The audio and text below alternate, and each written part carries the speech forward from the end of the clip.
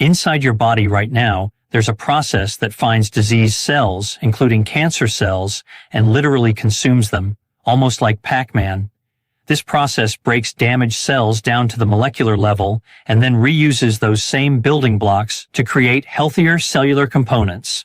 It is one of the most powerful natural anti-cancer mechanisms known to science.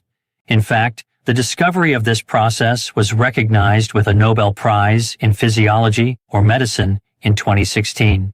Dr. William explains that this remarkable process is called autophagy.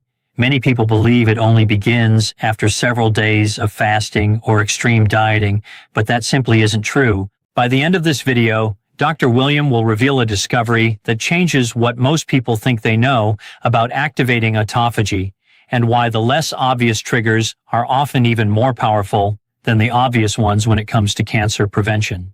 The word autophagy literally means self-eating. Here's how it works. Inside every cell are tiny structures that function as internal quality control inspectors.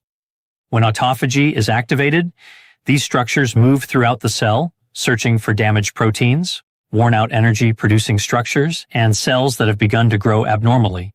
They surround this damaged material with a protective membrane, transport it to the cell's recycling center, and break it down into raw molecular components that can be reused to build healthy new structures. In the context of cancer, this process is enormously important because cancer does not suddenly appear out of nowhere. It begins with a series of small cellular mistakes that gradually push a healthy cell toward abnormal behavior.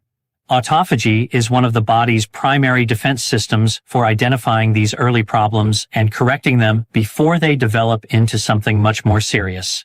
In other words, autophagy is one of the body's most important natural mechanisms for preventing cancer from developing. However, there is one critical point that most people completely overlook. Autophagy does not operate at full capacity all the time. It is switched on by very specific biological signals, and modern lifestyles suppress many of those signals every single day without people even realizing it.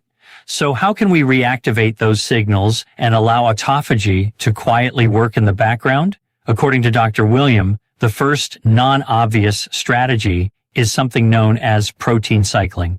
Fasting activates autophagy because it lowers insulin levels and switches on an important cellular energy sensor called AMK. But there is a second pathway that very few people ever discuss. Your cells constantly monitor protein availability through a signaling pathway known as mTOR.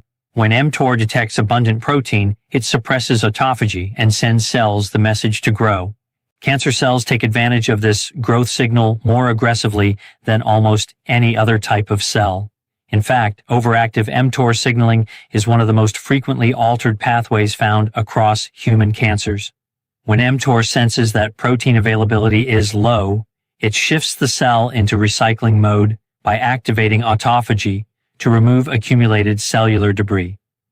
Research published in the journal Cell Metabolism found that periodic protein restriction activated autophagy just as powerfully as calorie restriction while independently suppressing mTOR activity across multiple tissues. The practical takeaway is surprisingly simple.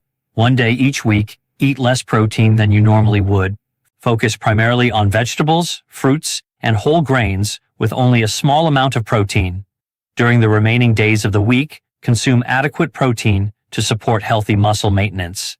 The key anti-cancer signal is not permanent protein restriction, but the healthy cycling between higher and lower protein intake. The second powerful way to activate autophagy is through heat stress, something many people have never associated with cancer prevention. When your body is exposed to significant heat, your cells activate a protective mechanism known as the heat shock response. Part of this response involves a dramatic increase in autophagy, specifically to eliminate the damaged proteins produced by heat stress.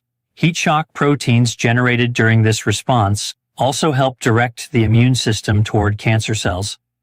As autophagy clears away heat-damaged cellular debris, it exposes abnormal markers on a surface of unhealthy cells, making them easier for the immune system to recognize and destroy. A landmark study published in JAMA Internal Medicine found that people who used a sauna regularly between 4 and 7 sessions per week experienced approximately a 40% reduction in all-cause mortality, with lower cancer mortality believed to be one of the contributing factors. For practical application, Dr. William recommends aiming for sauna sessions lasting 15 to 20 minutes at temperatures of approximately 80 to 100 degrees Celsius, repeated 4 to 7 times per week. Before we get into the final 3 non-obvious triggers of autophagy, if this information is already changing the way you think about autophagy and cancer prevention, Dr. William would appreciate it if you subscribed. It truly helps share this information with the people who need it most. Trigger number 3 is actually a combination of 2 powerful compounds, spermidine and urolithin. Spermidine is naturally found in wheat germ, mushrooms, aged cheese, and legumes. It directly activates autophagy by switching off an enzyme that normally suppresses this important cellular recycling process. In the context of cancer prevention, spermidine-induced autophagy has been shown to selectively target cells that accumulate abnormal proteins, which is one of the defining characteristics of early precancerous cells. A 20-year prospective human study found that higher dietary intake of spermidine was independently associated with lower cancer mortality. The second compound, urolithin A, is produced by beneficial gut bacteria after they metabolize natural compounds found in pomegranates, walnuts, and berries. Urolithin A activates a specialized form of autophagy called emphagy, which specifically removes damaged mitochondria, the energy-producing structures inside cells. Damaged mitochondria generate excessive oxidative stress and abnormal metabolic activity, creating conditions that precancerous cells exploit to survive and multiply. Removing these damaged mitochondria eliminates one of cancer's earliest biological advantages. Excellent food sources of spermidine, or the precursors needed to produce urolithin, include wheat germ, mushrooms, soybeans, green peas, pomegranates, walnuts, and raspberries. The fourth trigger is similar to the second one on our list, but instead of heat, it involves cold exposure. Cold exposure activates autophagy through an entirely different biological pathway. Exposure to cold causes a surge in norepinephrine, which activates AMPK, suppressing the mTOR growth pathway that many cancer cells rely upon for continued growth and survival. Reduced mTOR activity means fewer growth signals are available for abnormal cells. Beyond suppressing mTOR, cold exposure also mobilizes natural killer cells, the immune system's primary cancer surveillance cells. Autophagy works together with this immune response by exposing abnormal markers on unhealthy cells, making them easier for natural killer cells to recognize and eliminate. The simplest way to practice this is by ending your morning shower with 1 to 2 minutes of genuinely cold water.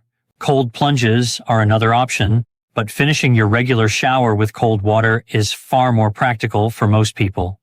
Daily consistency appears to produce greater autophagy activation and stronger immune enhancement than occasional, more intense cold exposure. Trigger number 5, and perhaps the least glamorous on the list, is improving the quality of your sleep. This is one of the most overlooked strategies for supporting autophagy.